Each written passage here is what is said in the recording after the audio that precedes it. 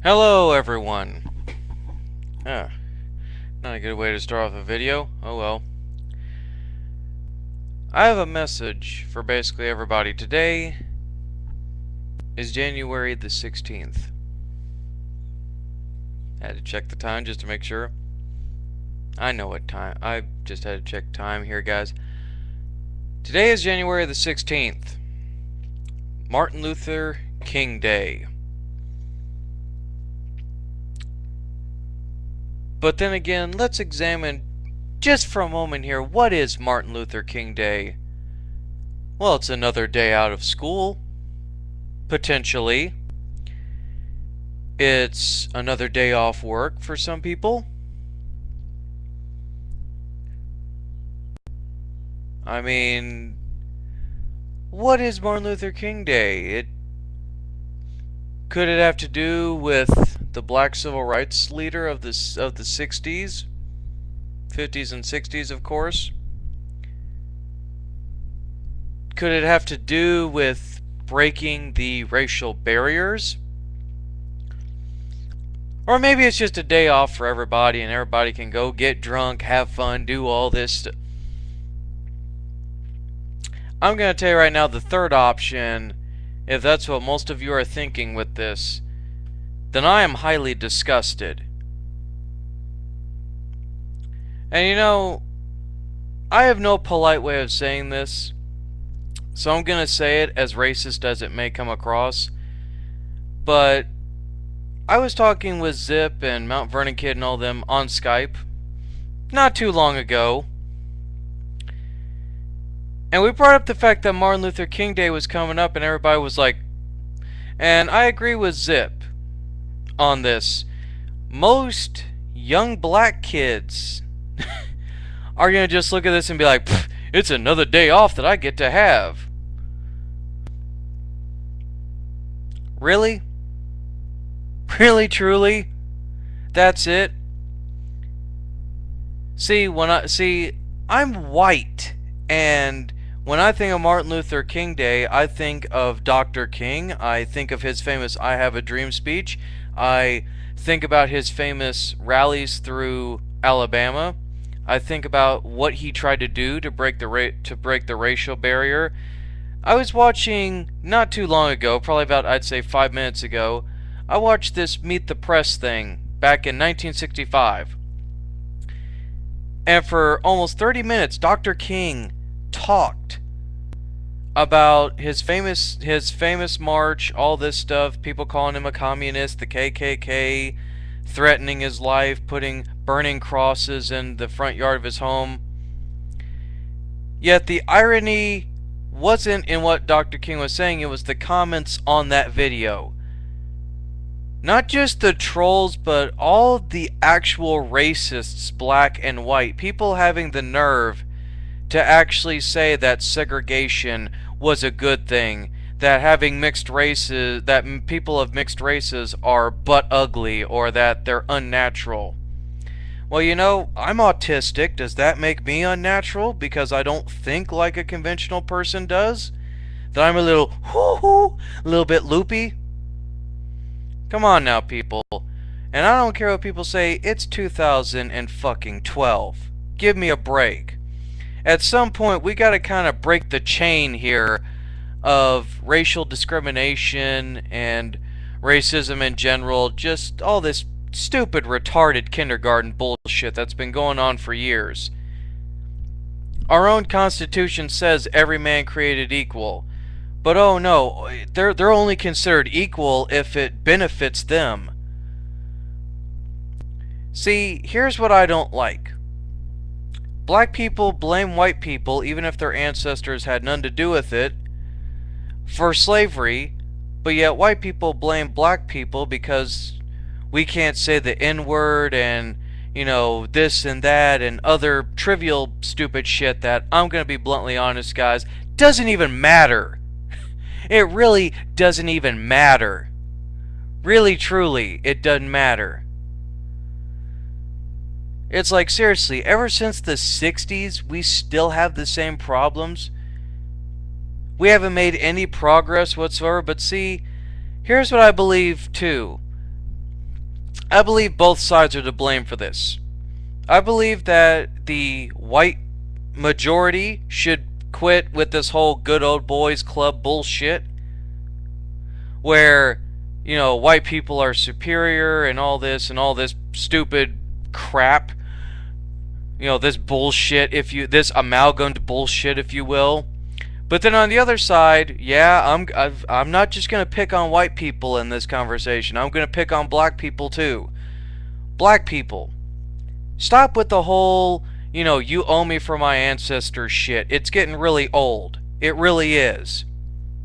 Not every white person is to blame for what your ancestors may or may not had went through during black slavery. I'm sorry. It was a bad thing. It was a terrible thing to happen. But you're making it worse. And on top of that, the fact that people, especially black parents, are not initiating to their kids, not teaching them the sacrifice that Martin Luther King made in the 60s for these kids to be able to walk around and say whatever they want and do whatever they want is disgusting to me.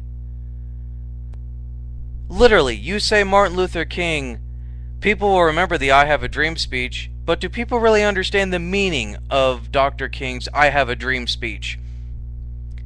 See, Dr. King didn't just talk about blacks and whites. He talked about every single person on the planet. Whether they were mentally handicapped, whether they were paraplegic, whether they were black, white, Asian, Chinese, freaking aliens from Saturn and Venus.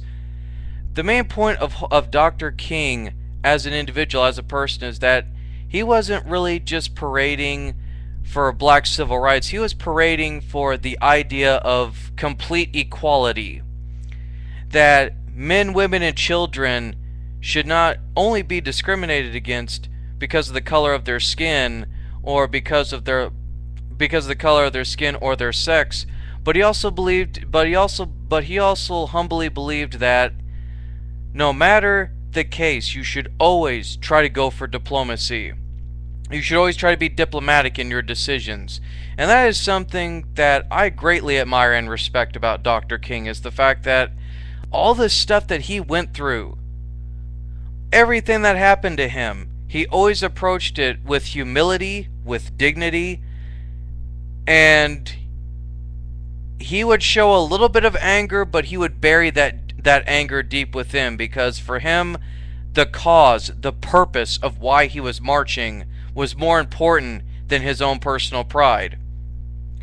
That, ladies and gentlemen, is a true noble human being. That, dare I say it, me being the comic book nerd guy, that's something that you would see in a superhero. Someone who is noble and selfless, and does things for the general public, not just for themselves. The mind boggles at this, doesn't it? But I'm not going to completely be angry. I'm not going to be completely cynical. But I am going to, however, guys, I'm going to go back to my fact here, because I'm sure most of you kind of question where that kind of outburst came from. But I come out with this outburst simply because, I'm going to be real with you guys. Dr. King fighting for equality was, this was a noble point that all people of every generation should remember. I put him on the same pedestal as Mahatma Gandhi. Yes, Gandhi is on the same scale as Martin Luther King in my eyes, because here are men who both preached nonviolence. No matter what happened to them, they always approached it with pacifism.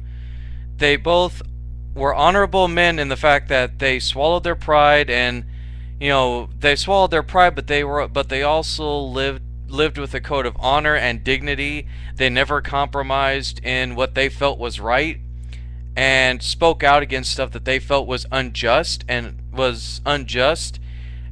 unfair on top of that. I mean, we never see people like that anymore. Heaven forbid,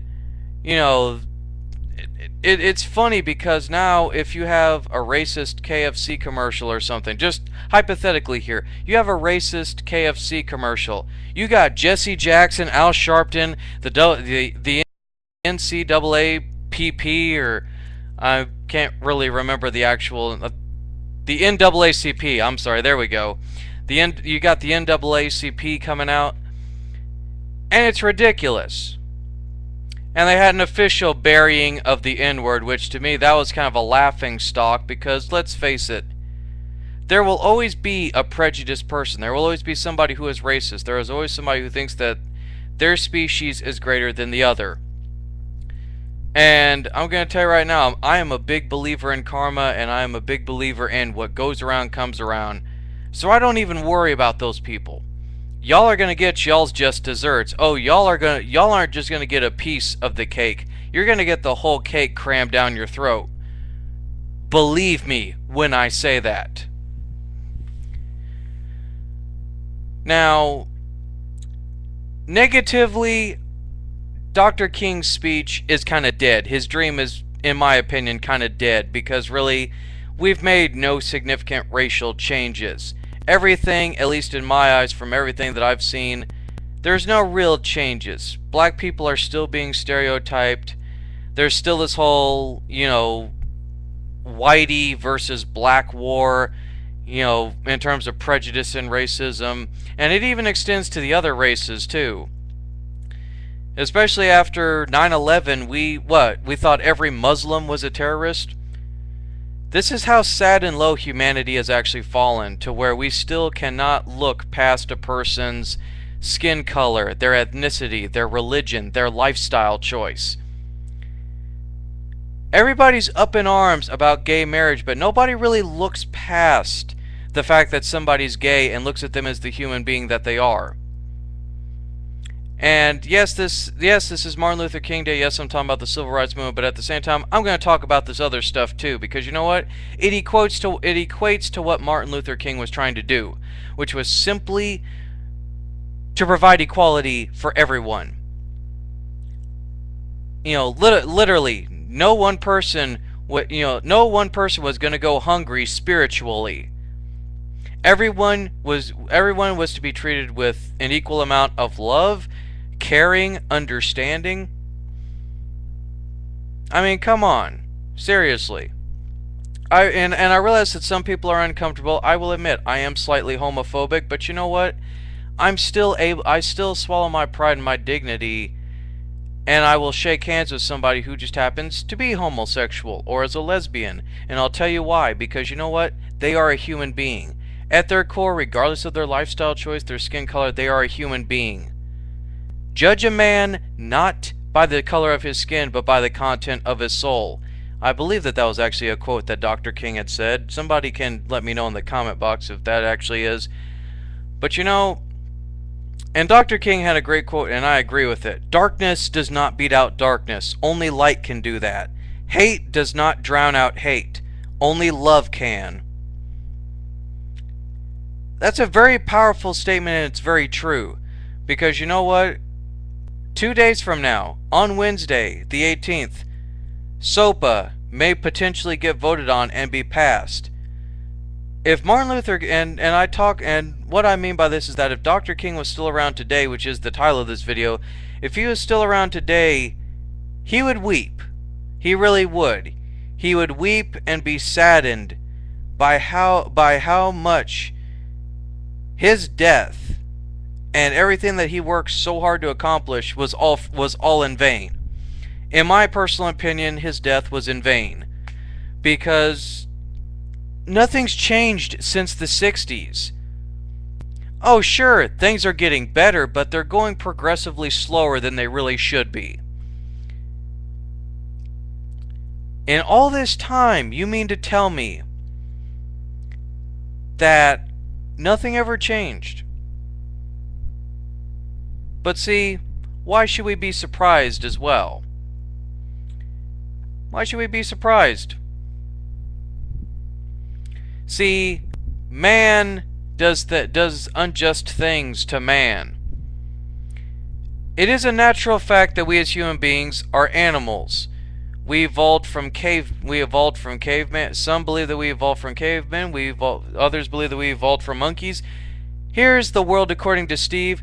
We just evolved, period, and that we were basically just all Robert Howard's Conan in an alternate reality. Some of us were fat, some of us were skinny, some of us were tall, we were muscular.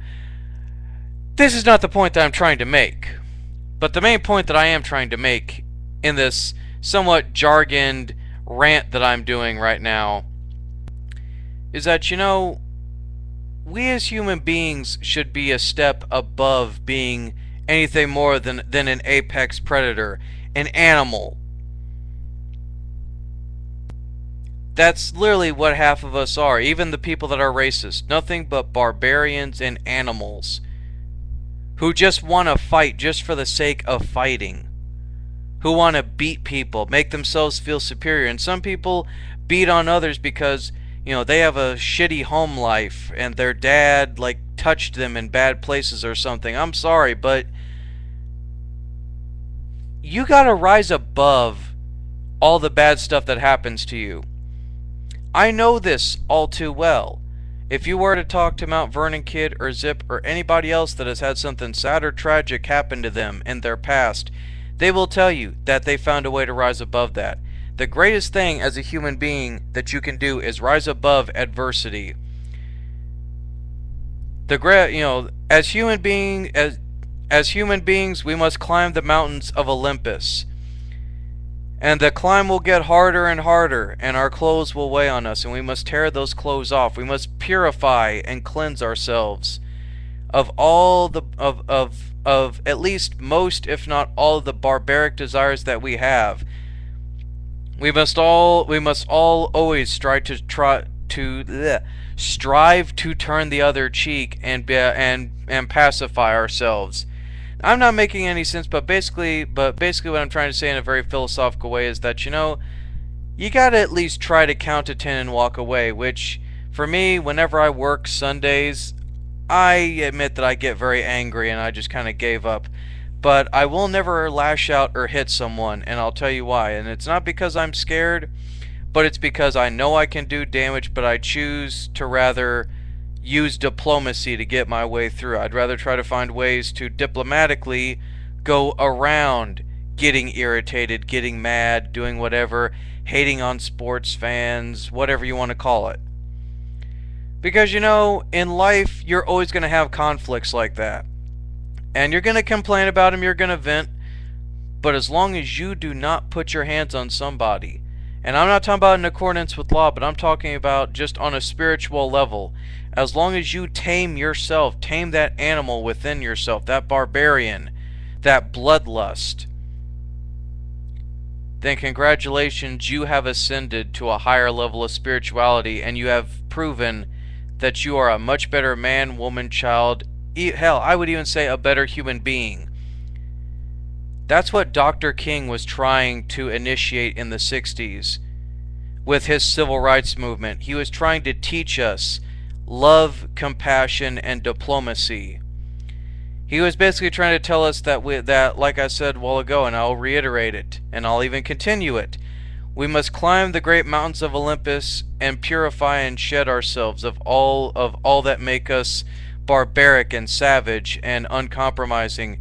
And when we get to the gates of Olympus itself, we will be clean and we will be cleaned. Our souls will be clean. We will be purified.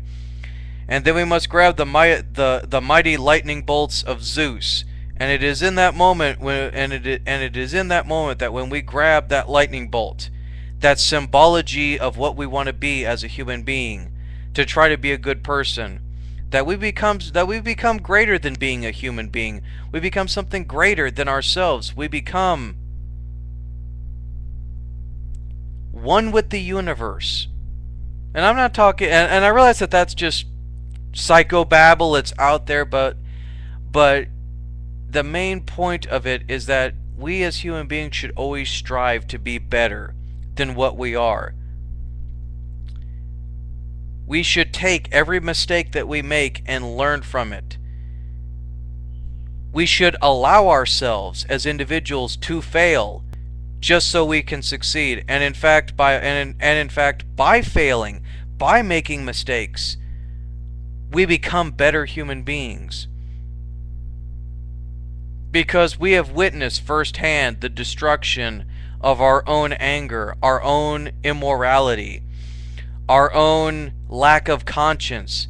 And in fact, it is in these moments that we find ourselves and we spiritually link ourselves to the world around us. And we start to become a lot calmer, a lot more zen. All of the quote-unquote yang tends to bury itself within our souls, and yin tends to come out more. There's too much evil in the world, too much hate and prejudice, too many evil people walking the planet. The cosmic scales of good and evil, of law and order, chaos and anarchy is being tipped way too much in the balance. There's no light left. We are practically it's kind of like, the Blackest Night event in DC Comics. And yet me, Zip, and a few other people, especially with this pertaining to SOPA on Wednesday, we are the light. We are the light that will shine. We are the beacon. We are the lighthouse on the coast. Braving our light, telling people, hey, here's the shore. Watch out for the rocks. Come here, join us. Partake in partake in our feast. Spread brotherly love and compassion. Have respect for your fellow man, woman, and child. This is what Dr. King's message was. And if he were still alive, but I've babbled on about spirituality and stuff, I'm going to get to the nitty-gritty now. What would Dr. King think if he were still alive today, really truly? And he looked at stuff like Facebook, YouTube, the internet, and whatnot. He would look at it as something, he would actually probably more than likely look at it in a very positive light as opposed to a negative. Because he would see the value of people reaching out to other people, other human beings from around the world, across the pond. You could talk to people from Jerusalem or the UK or anywhere in Europe, people in other states of the US. Families could be linked up together and that they could still see each other no matter the distance. They wouldn't have to write letters and send photos. Dr. King would acknowledge how beautiful and wonderful the internet would be in helping people connect like this. And But yet at the same time, Dr. King would acknowledge that the youth of today, while all these cool gadgets and techno toys and stuff are here, that the youth of America must also remember what sacrifice and hard work is, and that you should always work hard and earn, what you want. And that is a sad truth that this generation lacks. They lack the value of what true hard work is. I will tell you right now, I work on my work schedule every day. I work 7.5 hours on the days that I do work. But when I'm there at work, yeah, I goof around, yeah, I socialize, but I still do get work done, and I still work hard, and I do the best that I can. And that is what any man, woman, or child should ever achieve in their lives, is to work towards a common goal. Not work just for the sake of working, but work to better themselves, to better ourselves, to better myself as an individual. Although making money is good, when you're at work, you are sharing a common goal with people. And that goal is to simply work in service of other people. Dr. Fate had a great quote in Michael J. Straczynski's Brave and the Bold. And I love his ending monologue. He traveled into the future with an essence of himself in Hal Jordan. And And in his ending monologue, he said that essence never returned, but he said something that was very true. Vanity will destroy all. But he also pointed out something very beautiful, and that is the fact that the reason why he did this was because he wanted to see if what he did mattered, if he mattered. And in fact, he found out regardless that that what he did make a difference. It did matter. The same could be said for Dr. King. Dr. King looked at segregation. He looked at racial inequality, and he knew that it was a lost cause, but he never gave up. He kept fighting. He kept doing what needed to be done.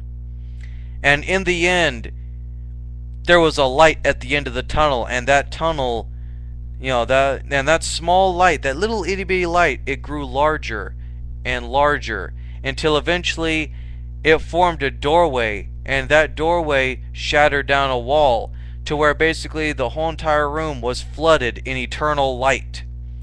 And that at the end of that light was hope. And Dr. King did exactly that. He brought hope, not just for black people, but he brought hope for future generations. One thing that Obama did during this administration that I think is good is that he finally put up a memorial for Dr. King. That was something that I always felt needed to be done in Washington. And I actually applauded, because you know what? Dr. King deserves his own memorial, and he deserves his just due. He has more than earned his place in the memorial sections of D.C. And I'm not talking about comic books, I'm talking about Washington, D.C., the nation's capital. He's more than earned his right to be commemorized forever. And people talk about February being Black History Month. But yet nobody really acknowledges this.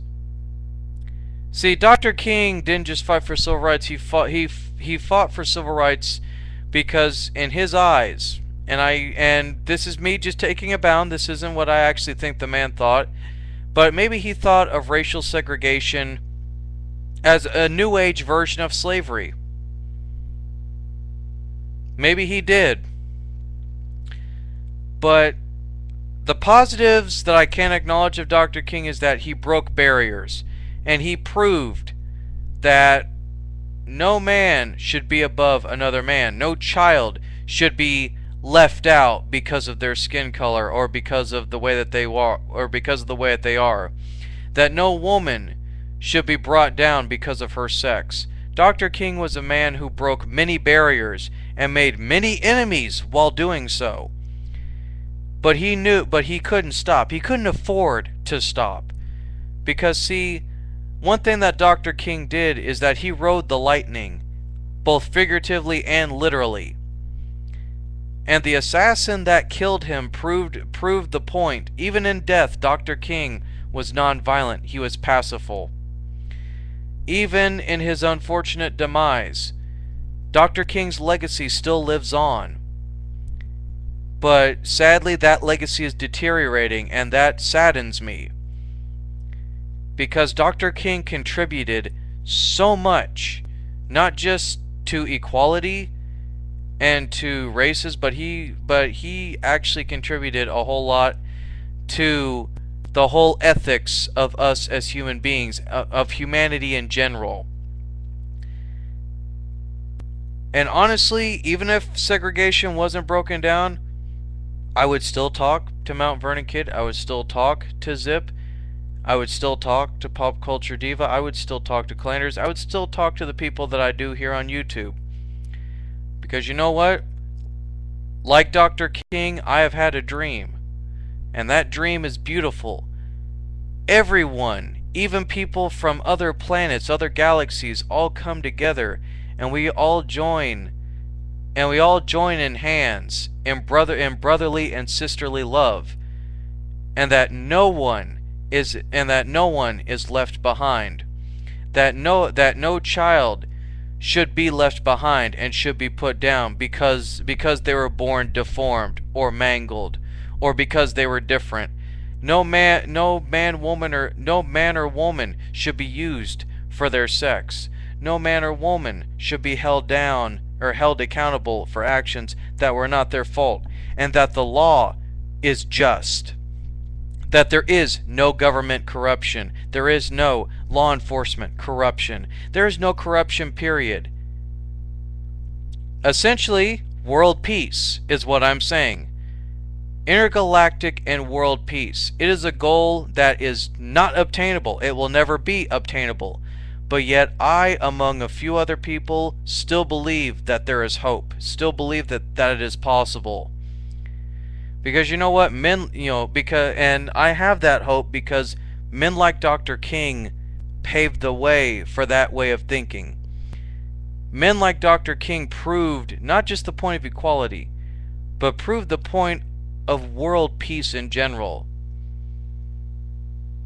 I could ramble on, I could go nonsensical, guys, but at the same time, I think I probably bored half of you to death, and half of you probably didn't even fully watch this video. If you did fully watch it, then bravo. Hopefully you understood the message and the points that I made, and hopefully you understand why I said them. I did not say them out of ignorance. I did not say them just to hear myself talk or to make myself feel better. I say it because you know what? It's been on my chest for a while, and it's something that's been on my chest for a while. It's something that I just wanted to get, that I wanted to get off. Something that needed to be said, in my opinion, whether it be racist or not, but it needs to be said. Because it's disgraceful how the black youth forget where the freedom that they have came from, where their ancestors and men like men like Dr. King did, the hell that they went through so that they could reserve the right to have the freedoms that they do today.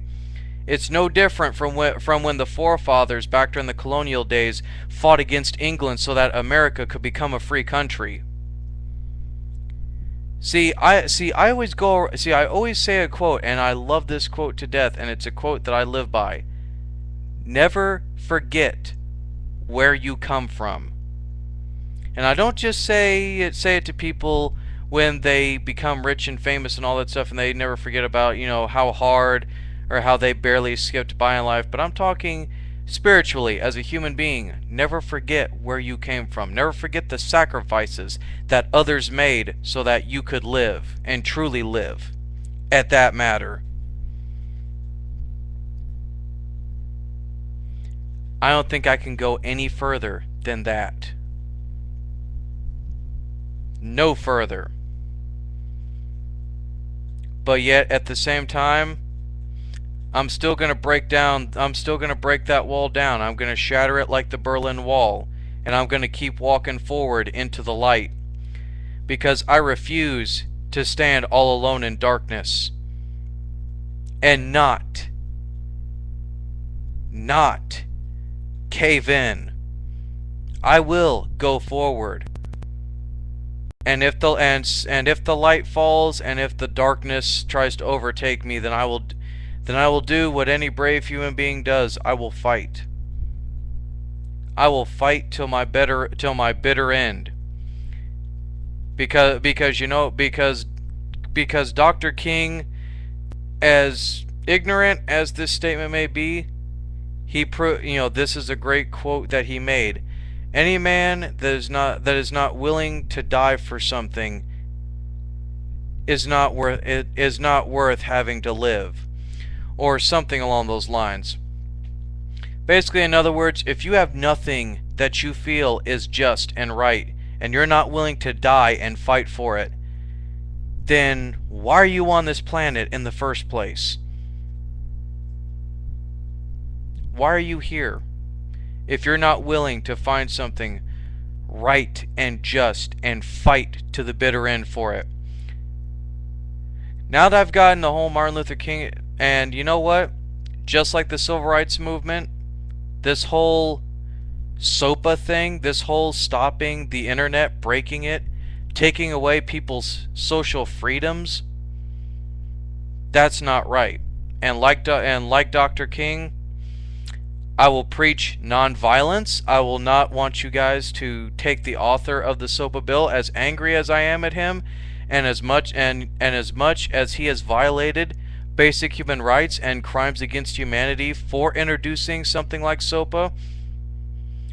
I will not hate the man. I will not say that he deserves to burn in hell, but I will simply say that what he is doing is not right, and that it is unjust, and that I hope on the 18th, all of you will not only preach nonviolence, like Dr. King would have expressed, but that you all humbly, you know, shall we say, take your whippings. You know, basically, you know, take your punches, roll with the punches. Because I guarantee you, if you prove how unjust something like SOPA is, then you're pretty much already taking not only a step in the right direction as a human being, but you're taking a step. You are basically treading in the footsteps of men like Dr. King, who fought and died for something that was much greater than themselves. I realize to some of you it's not a big deal, you can go without the internet, but the next time you're on Google, or the next time you're on YouTube and you want to watch something, and it's not on TV, or the next time you want to talk about a certain movie, but you can't talk about it because of copyright trades, because you can't talk about your favorite comic book character, your favorite TV show, whatever, because Big Brother will basically charge you with 5 years in jail if you even mention it, then that's a big deal. That is a very big deal.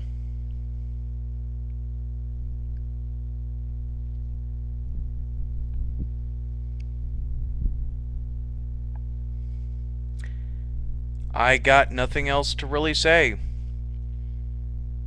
I've dragged this video on way longer than I really wanted to, but you know, I feel good about myself actually. Now that I feel like a great weight has been lifted off my shoulders now that I've gotten all this out of me.